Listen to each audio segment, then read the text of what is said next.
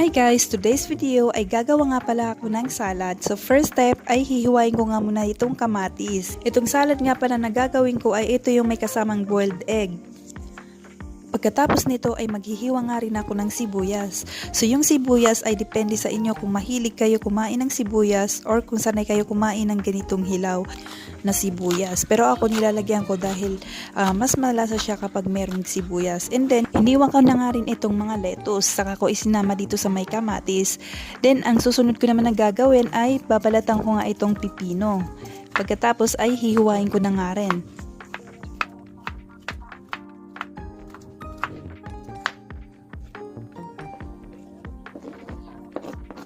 Pagkatapos nito ay yung itlog naman ang sunod ko na hihiwain para nga maisama ko na rin dito. So kapag nahiwa na nga natin lahat yung mga kailangan na hiwain is, ang susunod na natin na gagawin is yung pang-dressing niya. So meron akong mayonnaise dito na nakasachet. So ito yung gagamitin natin. Ayan, so meron na akong bowl dito para dito natin imimix mamaya kapag napagsama-sama na natin sila. And this time guys, wala kaming available na kalamansi dito sa bahay. Kaya naman ang gagamitin natin ay itong suka. So pwedeng-pwede na to guys. Lalo na yung apple cider vinegar. Pwedeng-pwede na rin yung lalo na sa mga nagda-diet. Okay, and then pagkatapos niyan ay lalagyan naman natin ng paminta. So meron tayong dalawang klase ng paminta, meron yung itim at itong puti. So itong puti ang ilalagay natin dahil hindi ito masyado maanghang, pero malasa din kagaya ng kulay black. And then lalagyan din natin ito ng konting asin.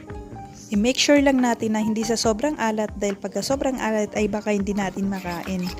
Ayan, so pagkatapos ay halu-haluin na natin ito para maisama na natin or ma-mix na natin dito sa ating vegetables. So pagkatapos niyan ay halu-haluin na natin or i-mix-mix lang natin.